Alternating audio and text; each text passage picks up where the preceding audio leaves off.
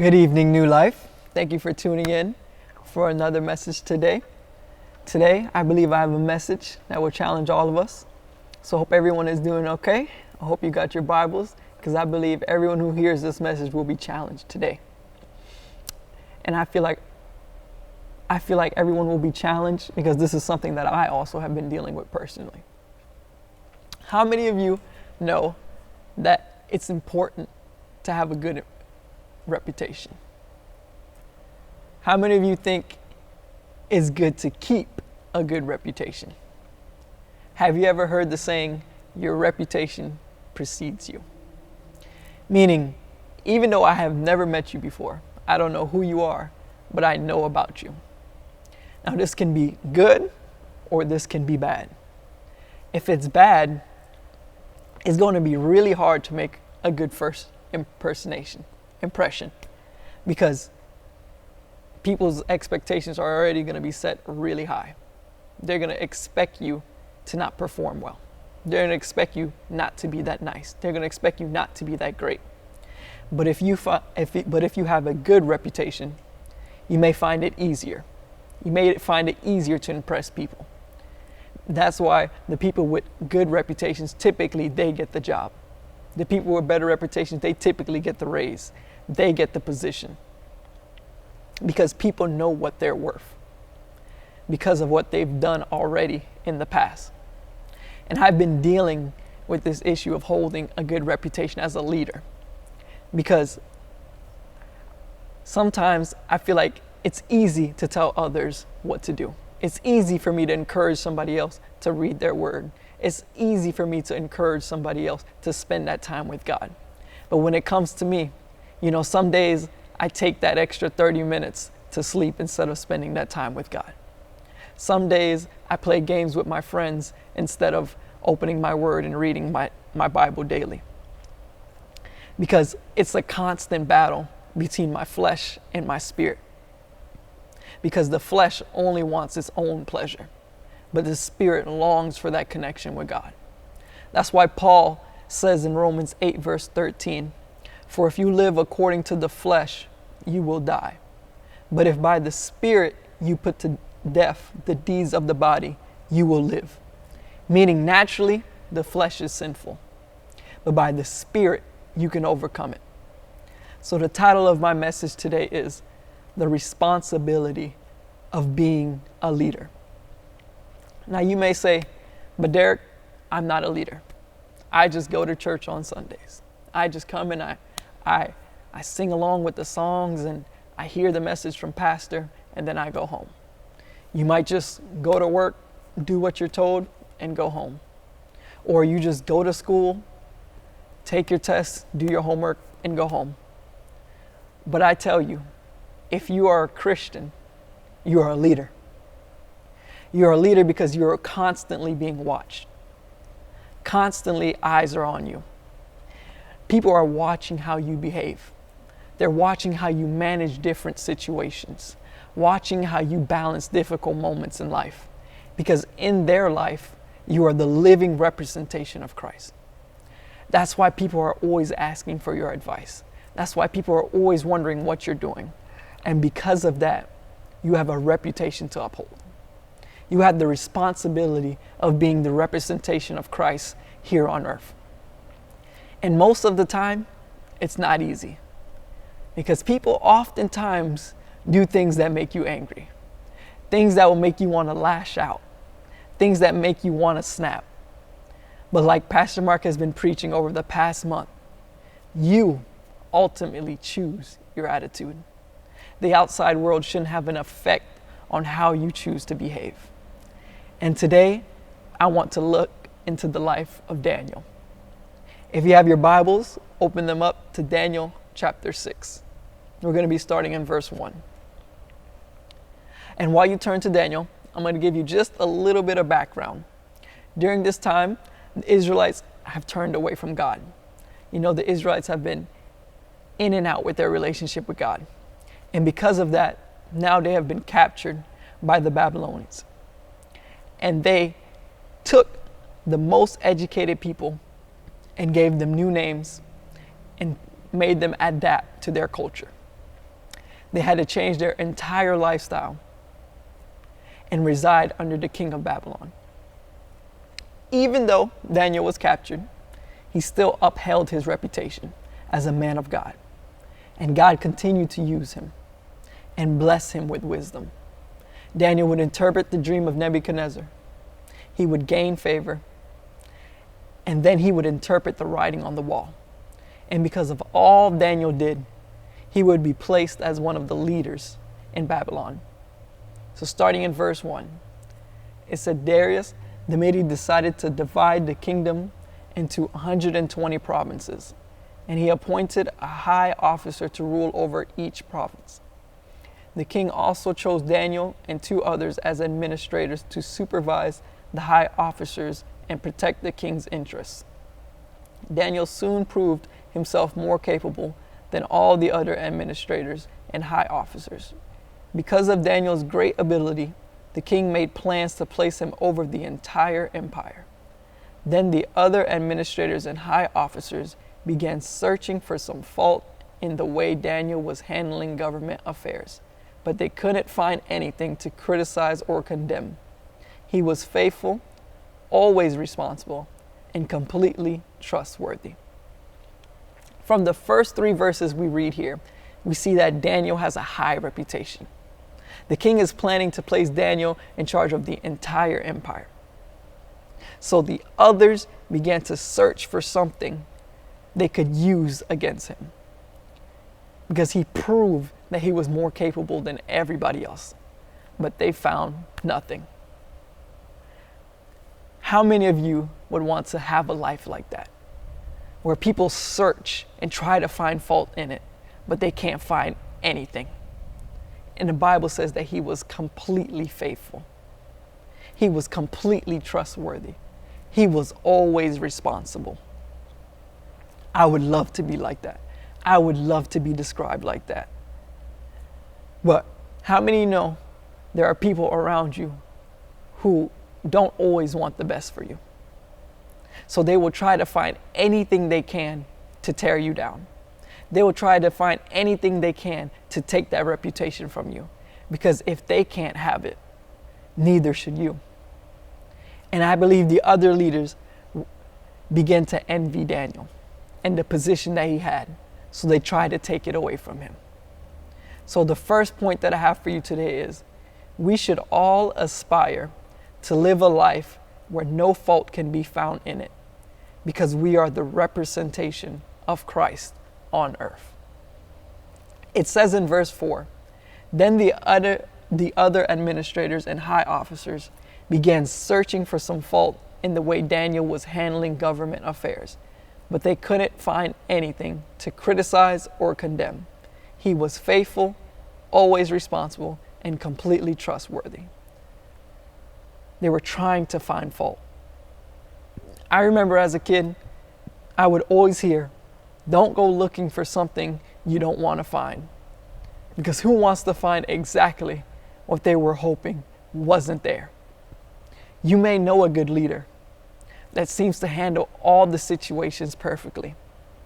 There are areas where they might mess up, where they didn't handle things absolutely correct, but you have to look very deep to find that. These men, they weren't perfect. And these men here searched and could not find anything wrong with Daniel. I remember the cartoon of this as a kid, watching it in kids' church. The officers sent people to bribe Daniel, and Daniel refused. They sent people to give him less money than they owed.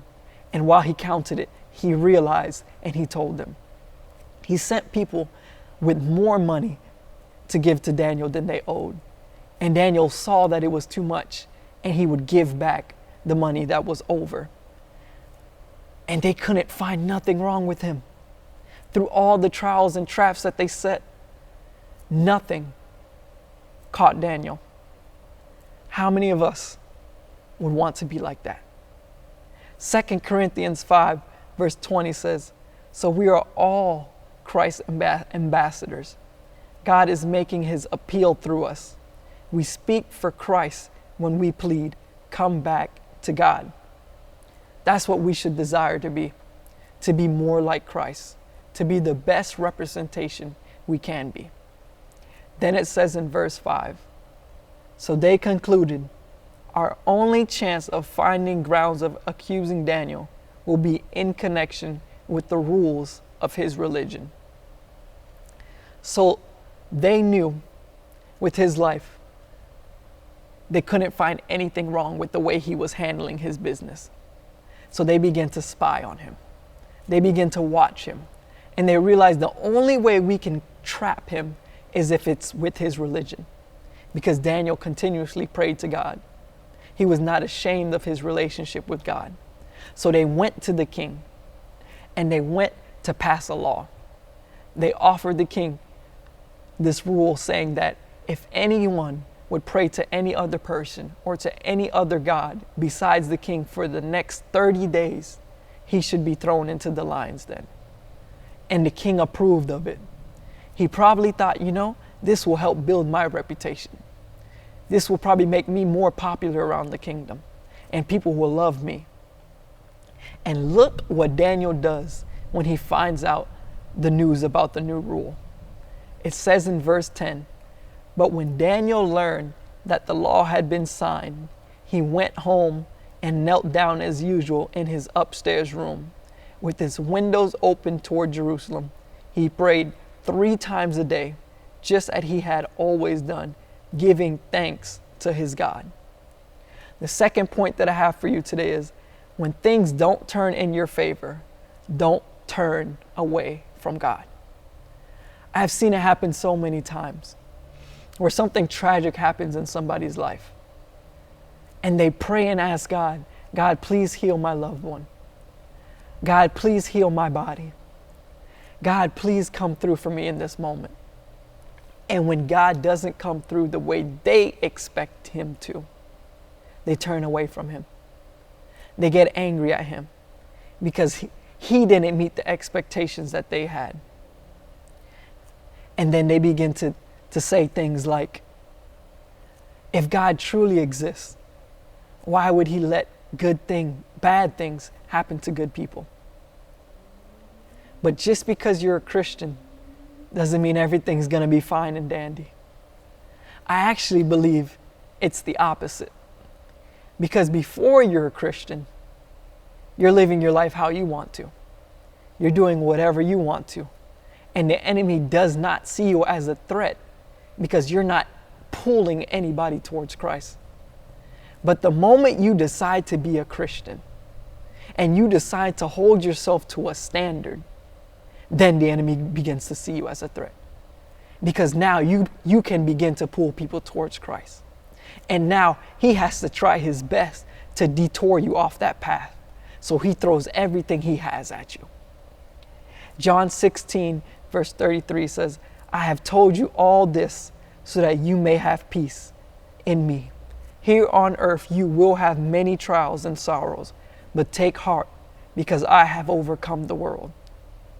And even though Daniel knows the consequences, he doesn't change his routine. He doesn't turn away from God now after all that he's been through. But I'm not gonna lie. If I were Daniel in this situation, if we're being completely honest, I don't know what I would have done.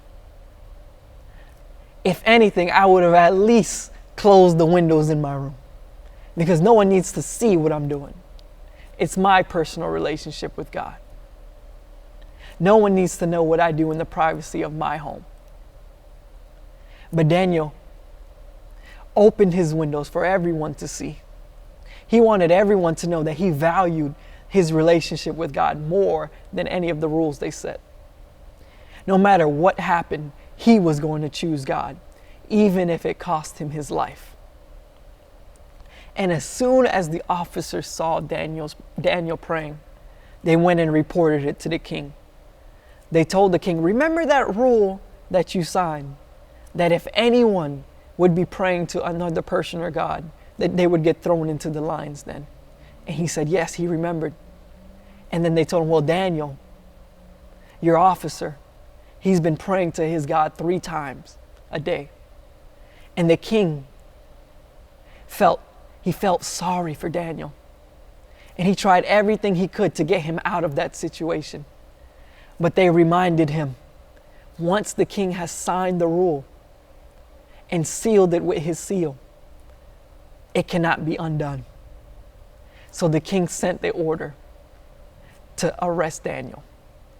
And before they threw him into the lion's den, he told Daniel, "May your God, whom you serve so faithfully, rescue you."